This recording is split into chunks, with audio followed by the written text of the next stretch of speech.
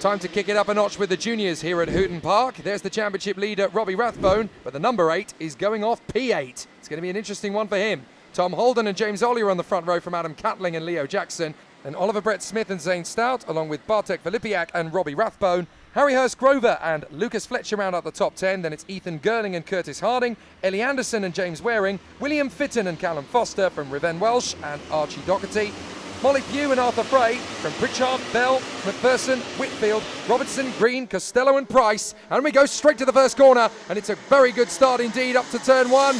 Tom Holden and James Ollier have taken the spoils earlier on. Rathbone's going to try and cut his way back through. But as they work their way through the first couple of corners, Tom Holden has held his early advantage from pole position. He doesn't want to concede anything he doesn't have to, and there's the Haase chassis on the inside. 3 wide, in fact, as that's Ollier trying to get into second place over the grass. Goes one of the Lando Norris chassis, and that is George Bell. Game over as he exits stage left. Diving through though, that's Rathbone. He's already trying to pick up pieces, but as he gains one, he also loses one. So it's a very feisty opening lap, and there is Leo Jackson from the second row. He's still there essentially, third position for the moment, but he's trying to get back on terms with Ollier. And behind Jackson it's Brett Smith, Catling, Stout, Rathbone up to 7th, then Hurst Grover, Filipiak and Lucas Fletcher.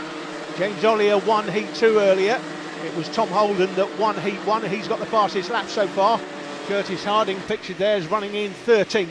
So the battles are raging everywhere you look. Third position though, Leo Jackson can't quite stay with James Ollier as up the inside. That's a nice move from Curtis Harding. He gets his move there on the inside on Ethan Gerling, I think that is he's duelling with. They come off the final turn and down towards Vauxhall again. No problems for Holden or for Ollier. But Oliver Brett Smith is all over the back of Leo Jackson. And on the Lando Norris chassis, that is Adam Catling trying to get himself up onto the podium.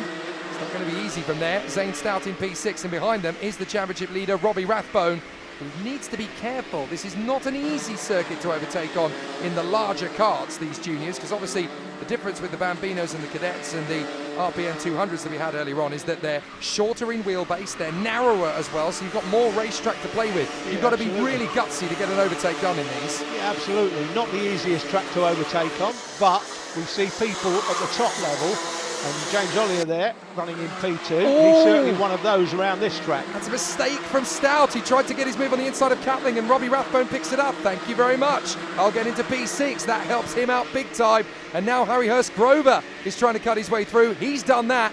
That is how costly an error like that can be. You make a mistake in one corner and you're still paying the price for it 3 apexes later. Robbie Rathbone has got the 360 camera on, Jake. He's got it on.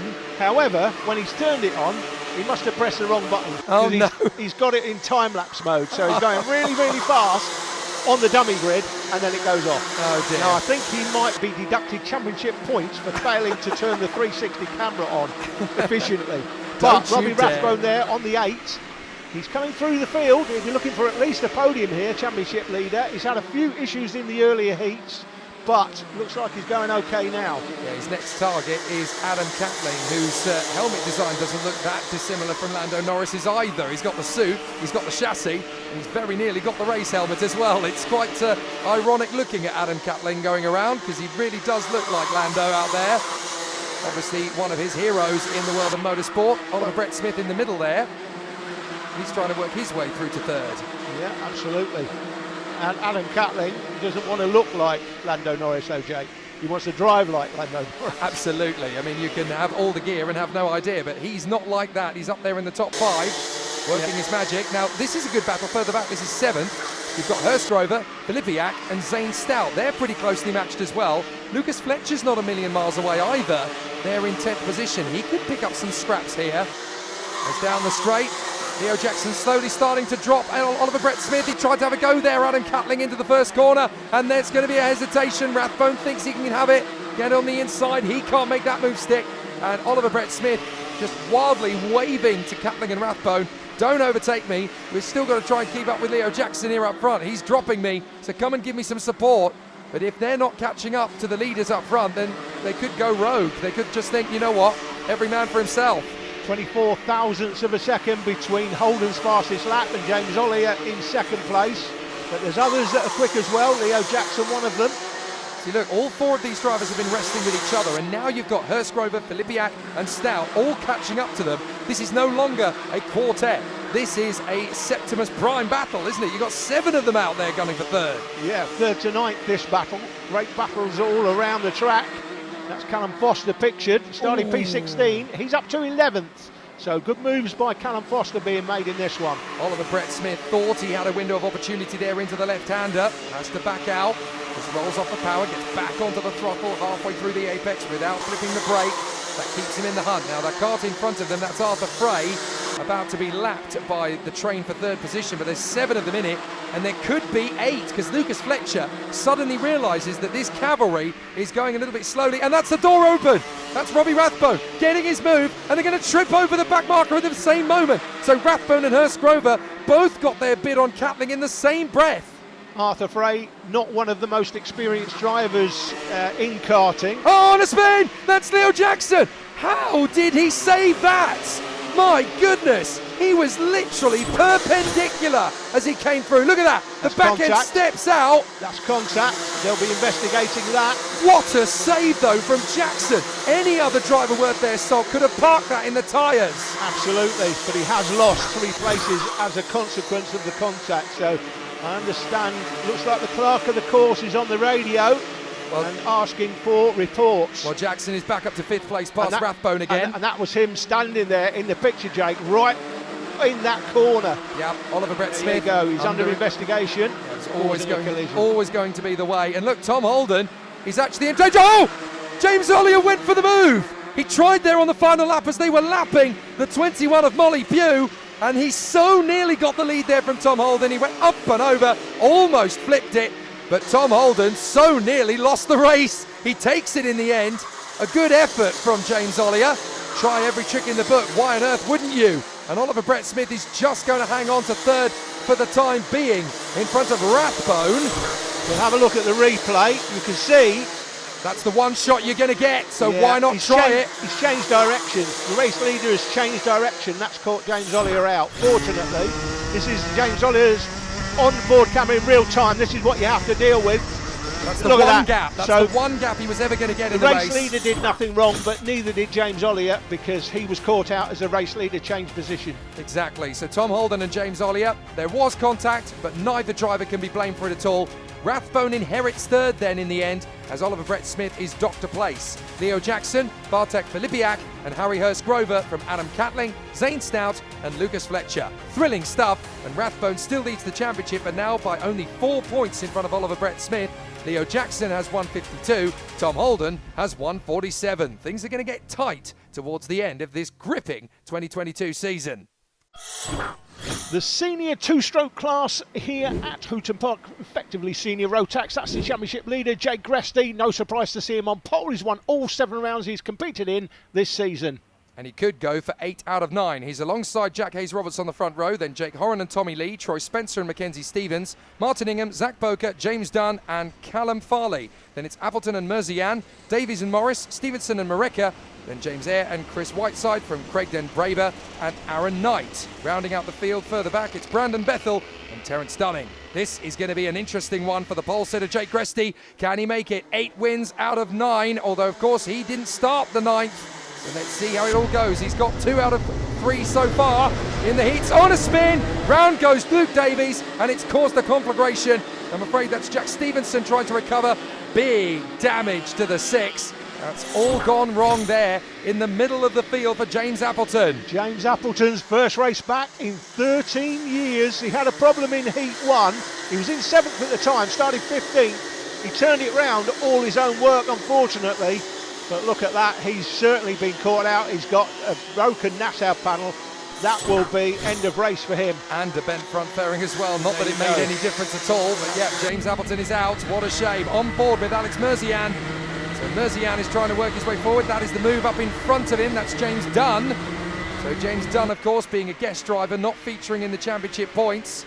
Trying to work their way through. But Jake Gresty has started 7 finals this year, and he has won every single one of them. This is the 8th, and winning this will pretty much guarantee and nail the championship to the mast. Yeah, I understand from somebody that mentioned this, that if you have a Motorsport UK licence, you can appear in these events, Indikart events, but you don't score championship points. I think that's correct. So Merzian still duelling away, and it's the 52 in front of James Dunn duelling with Callum Farley. He's made the mistake though, James Dunn, and this is going to be Merzian's bid into Vauxhall. Job done, but look already, look at these tyres on the right side. You can see when he goes for the braking, as back on the inside there goes James Dunn. There's flat spots on those tyres. They pick them up very easily around here. All you've got to do is run a little bit wide in the very fashion that we just saw there from the 32, going slightly sideways. Yeah, talking about running wide, 32 showed exactly what running wide means there. He ended up on the concrete rather than the grass, so he kept it together. That's Tommy Lee, who of course is driving the number 32, although on the timing screen it's the number 37. This is starting to sound a bit like an Eric Morecambe and Ernie Wise sketch. I've got the right number, but it's not necessarily on the right car. Absolutely right. Oh, what a great duel this is. Morris is going wheel to wheel with Callum Farley. Diving up the inside then for the double apex, and there is the perfect demonstration of that double apex of the left-hander. Big tank slapper from Tommy Lee. There's the confirmation. It's 37 on the timing screen, but it's 32 on the car. Well, Mr. Morecambe, what do you make of that? Indeed.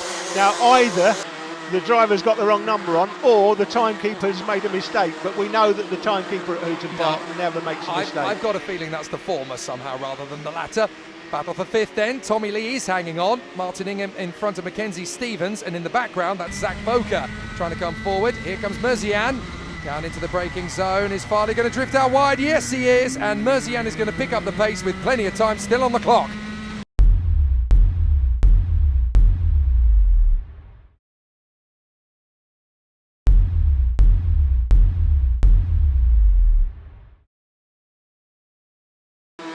Battle lines are drawn here at Hooton Park, here in senior ROTAX, as in fifth position. Tommy Lee is trying to hold off Ingham and Stevens. Mackenzie Stevens diving up the inside. There's contact! Martin Ingham trying to turn in and keep him at bay. Josh Morris is going to pick up the scraps, and unfortunately for Martin Ingham, he gets pirouetted around. Here it is again, look. He's turned in, he doesn't even know Stevens is there. So Martin Ingham gets spat out to the sidelines. What a shame. And that has really ruined his chances here at Hooton Park today. Now the driver doing the overtaking is the one responsible to do it cleanly, and in that case it was the driver coming in behind. Martin Ingham did nothing wrong, he was the one contacted from behind. Mackenzie Stevens is under investigation despite having this nice little duel now that he's having with Josh Morris. They're having a nice scrap for 7th place. This is the duel for 2nd position, and after 9 laps of racing, Jake Gresty might as well be on a shifter card. He's that far ahead of everybody else. But the 2nd position squabble, Jack Hayes-Roberts and Troy Spencer having a terrific little duel. And now Spencer's got an opportunity. He's not going to throw it up the inside unless he knows he's got the gap and knows he's got the space to play with. Here comes the chance. He opens up nicely.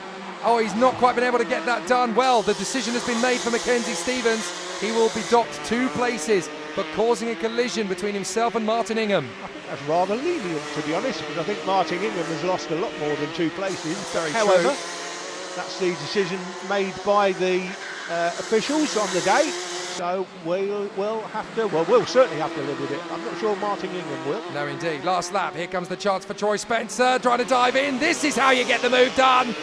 Beautifully handled. And further back, Tommy Lee is going to drift out wide. Here comes Morris, drifting side by side. Up the inside, he'll get the overtake. So Spencer, with a last lap manoeuvre, has come up to 2nd position, but it's all academic, as up front, Jake Gresty makes it 8 out of 8. He dances his way to the victory here at Hooton Park, and Troy Spencer celebrating as if he's won the title ahead of Jack Hayes-Roberts and Jake. Oh no! Last lap into the barriers. Brandon Bethel and Luke Davies come together just 5 corners from the finish line. And that is heartbreak for Davies. Looks like Bethel got going again. I'll tell you what, it's just as well the checkered flag's out, Jake. Because look at that tyre, it's been bounced into the track. Yes, indeed. On the other side, if the race was still going on, that could have been rather difficult. Let's have another look at it. See, they've both gone for the same bit of racetrack at the same time. The wheels interlock and bang! That's a big impact, actually, for Davies. A lot of water thrown out of the tyre stacks. That was a big impact. And here comes Mr. Tyre to get himself involved in the race, but the race is over, fortunately. Yeah, he didn't really get very far, did he, that tyre? No. Anyway, Jake Gresty gets the win from Troy Spencer and Jack Hayes-Roberts. Jake Horan in 4th from Zach Boker. Josh Morris is there in P6 from Tommy Lee and Alex Merzian. Now that Mackenzie Stevens has been docked to 9th, James Dunn rounds out the top 10. For Jake Gresty, it was masterclass. No competition whatsoever once he got to turn 1. And he is there on the maximum, 2:10 points. Troy Spencer ahead of Jack Hayes-Robertson, Josh Morris. Mackenzie Stevens is P5 and a crucial 4 points ahead of Luke Davies with 1 round still to go. Could be very close at the season finale in November.